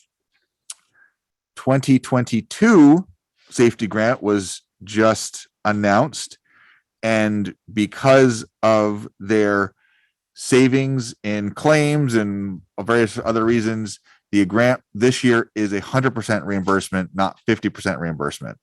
Same limit of up to $10,000, but we get it all back this time instead of half of it. So that's good. I sent out the information to all the department heads. So if any of you would like something, then go look for it, and we'll put one application together again and see what we can do. so I was thinking there would probably be things in our new public service building Mhm. that would fit very well within this. So we might know a little better if we get the voters go ahead. Yep. What's the deadline for applying? October Oh, or when the money runs out. That's when they're, okay. so there's no All right. window on that. So it's just and with it being 100% reimbursement, that's kind of a nice thing. So People will apply, yes. yes. So that's out there. It's ready. It's up to us when we submit it. They send it out to us. We get it. It's up to us to submit it. So just like last time, if anybody's got something on the list, then let me know and we'll put it together. Okay. Do you have a list of eligible stuff? It was in that. Is that the It was one we part of that got? email. Yeah. Oh, It okay. lists all the program details, what you can and what you can't buy. Okay. Yeah. All of the fire districts have sent us their reimbursement for our insurance policy. So we're all whole in there. We got that taken care of. Took a different approach this year, and it worked much better. And the last thing I had, we have two things on your desk from Stantec that just got today. One is the agreement for sampling for this year. And that's the 1-page form. And then the multi-page form is the request to modify our monitoring to once per year. And I was talking with Oscar today, and he said that if we were able to complete the modification in a timely fashion, we may be able to bypass the second sampling this year, saving us some money. So, Okay, so Stantec for many years has been sampling water at various wells located around our capped landfill. And twice a year, they file a report. And their proposal for services this year, let's see, that's the 1-pager. Time and expense estimated at $8,000. And so that's one, and it looks like a This is required. They have to do it. Yes. Okay, so I'll entertain a motion to continue with Stan Tech at the price of $8,000. Now, is if we are able to have just one. That assumes yeah. we are not able to get it modified in time. That assumes a second sampling. If there's only one, he said there's only one. Then there's only a charge for one. Okay. It's all right. So the motion should be up to 8,000. It does say time and expense basis estimated at 8,000. Yeah. So if they only go once, yeah. So is there a motion to approve the Stantec I make a contract? motion to approve and authorize the chairman to sign. Second. Motion's made and seconded for the Stantec contract. Any discussion? All in What do we favor, have? please say. Go I ahead, have Joe. a question here. What do we have to do to modify this? What's involved? I sent everybody an email this afternoon. The second one I sent you has a copy of it. It's a multi-page agreement. There's research that he needs from Kari, there's research he needs from me, for ownership and other stuff. He's labeled in there what the Stantec responsibility is, what our responsibility is. Not a ton of information, but we just need to give them some. And then it's not a lot, but it's in there. It looks like the town has to apply to the state for a modification, recertification of our post-closure, whatever it's called, with them. So they would have to approve it, and Stantec is willing to apply on our behalf, right? Is that? Yes. Okay. All right, so the time frame is kind of short right now because I think the first sampling comes up pretty quick. The first sampling is a foregone conclusion. That's going to happen. Yeah. But he said if we can get this, if we can get him the information he needs, he can get it put in and everything goes relatively smoothly, we may be able to avoid the second one. The fall one. Okay. All right. Thanks, Bill. Yep. Okay. So the first one is to pay Stantec estimated at 8,000. I do notice there's effect on schedule, submission of landfill certification application expected to be by May 1st, 2022. So if we get that in and we're relieved from the second obligation, then we'll be paying less than the 8,000. So all in favor of authorizing Stantec for this year for landfill monitoring services, please say aye. Aye. Aye. Aye. Aye. And no opposed, so you've approved that. Now for the authorization for Stantec to apply to the state to only monitor once a year, which will require a modification of our post-closure certification. Is there a motion to approve? Move to apply for the modification. And authorize Stantec to do it, okay? And Is there authorize a Stantec second? to do it, yes. And I think there's one signature. Yep. And authorize me to sign for the town? Yes. Okay. And is there a second? Second. Motion's made and seconded. Any discussion? This is on applying for a modification, so we only do this once a year. If not, all in favor, please say aye. Aye. Aye. Aye. Opposed? I'm voting in favor. Joe voted in favor. Sharon and Don voted in favor. And JP may have, but I didn't hear him, so. Motion carries. And I'm going to sign for the town.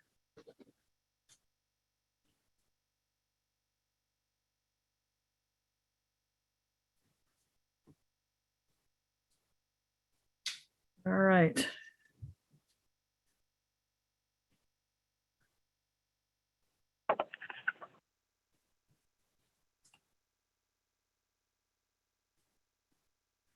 All right, Bill, what else do we have? That is everything on my list. All right, well, we do have some liquor licenses here.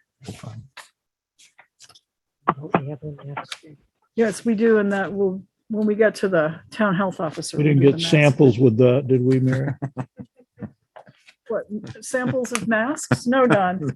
Oh, you meant liquor license samples. Oh, okay. The first liquor license is for, let's see if I do this right, 99 Restaurants of Vermont LLC.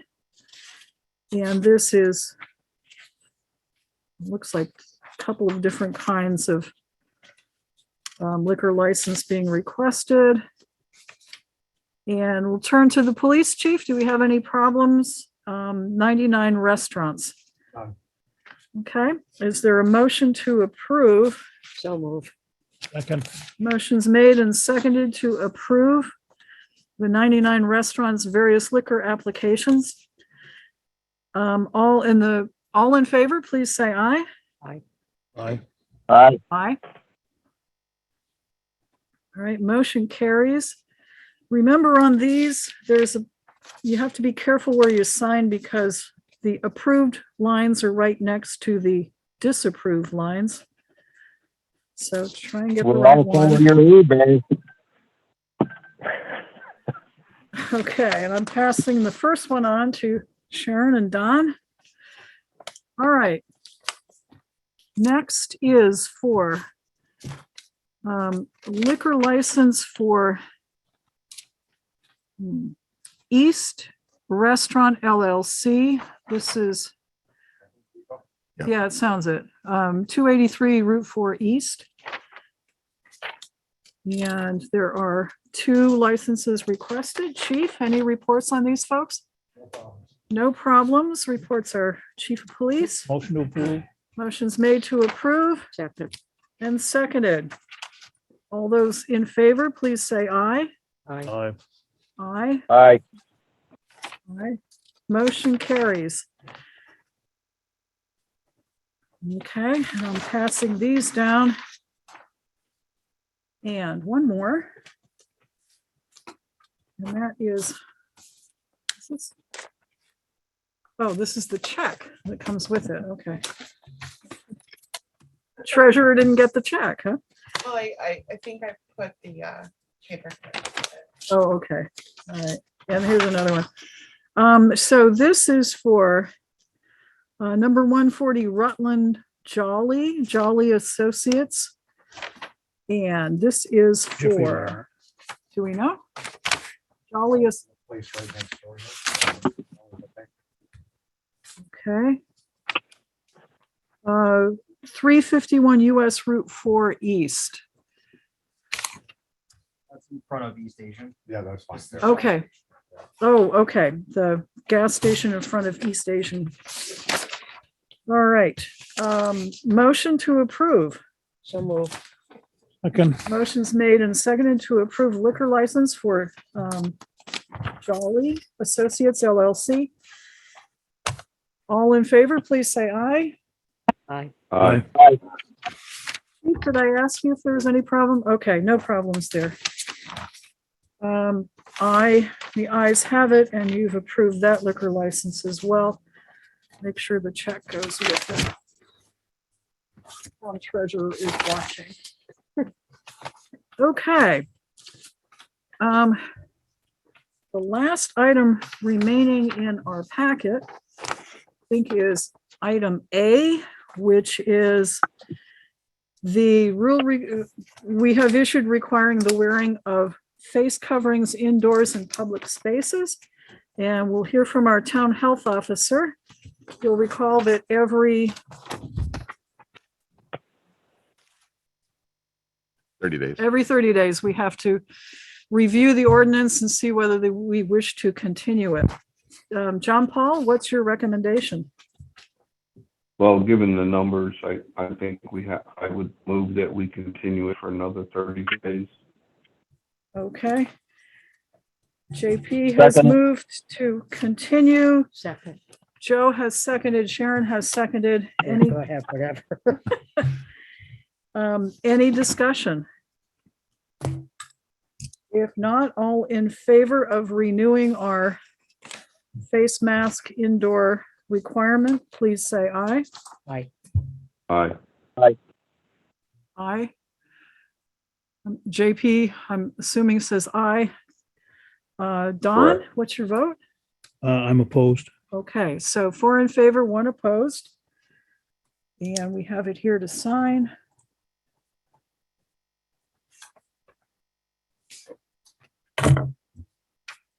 Okay. I think that one's taken care of. Anything else for Bill or questions for Bill? No, just great job on the town report, Bill. That was a lot of work. It was a lot of work, but Indeed. it's, Thank you. I think it's accurate. Okay. So we have next up, John Paul Faignant, Town Health Officer. Anything further, JP? No, that's all I have. Thank you. Okay, thank you. Committee meetings, updates and schedule of committee meetings. The police committee did meet. You've got the minutes in there and we've discussed several things Right. there. So we're covered. And you've heard Bill's request to have a meeting of the building committee, the building and technology committee. So if you would schedule that, that would be good. We could continue to move along on some of these things. Right. Project list. Well, we're making slow progress, but we've got a smaller list now, which always feels good. Under new business, we have done A, B, C, D, E, F, G. We're down to any necessary executive session. Is there any need for or request to go into executive session? Yeah, I'd request we go into executive session and I would invite Kari and Chris to discuss personnel. Okay. So is there a second to that? Second to that. And I think we should also have an executive session to discuss possible land acquisition or an offer for the town to acquire property. So if that could be added to the motion? Sure. That's fine. Okay, so 2 reasons executive session. All in favor for those reasons of going into executive session, please say aye. Aye. Aye. Aye. Aye. Okay, so we'll start with Kari and Chris. Back from executive session. Motion to adjourn. Wait a minute, make sure he's on first. Yeah. Okay, Second. we're back on from executive session. Motion to adjourn. Move to adjourn. Is there a Second. second? Motion seconded. All in favor, please say aye. Aye. Opposed? Aye. Meeting is adjourned. Thank you, folks. Thanks. Good night.